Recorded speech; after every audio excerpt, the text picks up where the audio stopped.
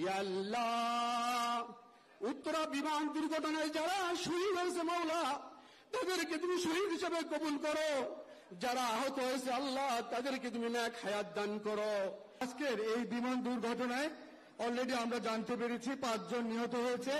আমরা সকলের স্মরণে আজকে 1 মিনিট নীরবতা পালন করতে চাচ্ছি। সবাইকে বিনীতভাবে অনুরোধ করছি 1 মিনিট দাঁড়িয়ে। ঢাকায় প্রশিক্ষণ বিমান বিধ্বস্তের ঘটনায় শোক বইছে গোটা দেশে। এর মধ্যে নতুন গুঞ্জন ছড়িয়ে পড়েছে একটি ফেসবুক পোস্টকে কেন্দ্র করে। অ্যানোনিমাস মেইন পেজ নামের একটি ফেসবুক পেজের একটি পোস্ট শেয়ার করছেন অনেকেই। সেখানে দেখা যায় একদিন আগে একটি সতর্ক বার্তা দেওয়া হয়। বলা হয় একটি স্কুল ভবন ভেঙে পড়বে, অনেক শিশু শেষ হতে পারে। খুব দ্রুত ভয়াবহ বিপর্যয় আসছে বলেও সতর্ক করা হয়। বলা হয় ভবনের রক্ষণাবেক্ষণ দুর্বলতার ফলেই এটি ঘটবে। তবে কোথায় হবে, কবে হতে পারে এই দুর্ঘটনা তার কিছুই উল্লেখ করা হয়নি সেই পোস্টে।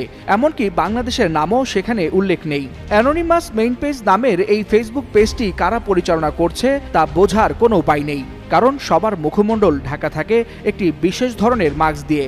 আর পেজটি কোথা থেকে পরিচালনা করা হচ্ছে তাও জানা যায় না। যদিও প্রোফাইল লোকেশনে লেখা আছে হাওয়াই, তারপরও অনেকে বিষয়টিকে মাইলস্টোন স্কুল অ্যান্ড কলেজের উপর বিধ্বস্ত হওয়া বিমান দুর্ঘটনার সাথেই মেলাচ্ছেন। তবে সাইবার বিশেষজ্ঞরা বলছেন এই ধরনের পেজের কোনো সত্যতা নেই। ফেক পেজ খুলে ভয় ধরানোর জন্য বিশেষ চক্র এসব পোস্ট দিয়ে থাকতে পারে। আবার অনেকে মনে করছেন আগের কোনো একটা পোস্ট হয়তো ক্যাপশন এডিট করে দিয়েছেন, সেটাই মানুষ শেয়ার দিচ্ছে।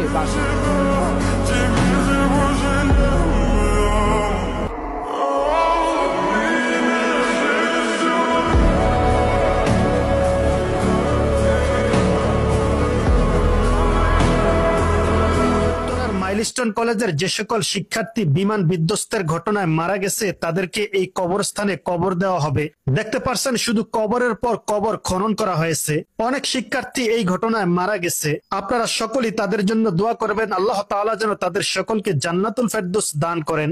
ছোট ছোট এই শিক্ষার্থীদের জন্য যদি আপনাদের বিন্দু পরিমাণ মায়া লেগে থাকে তাহলে ভিডিওটিতে লাইক দিয়ে ভিডিওটি অবশ্যই শেয়ার করে দিবেন।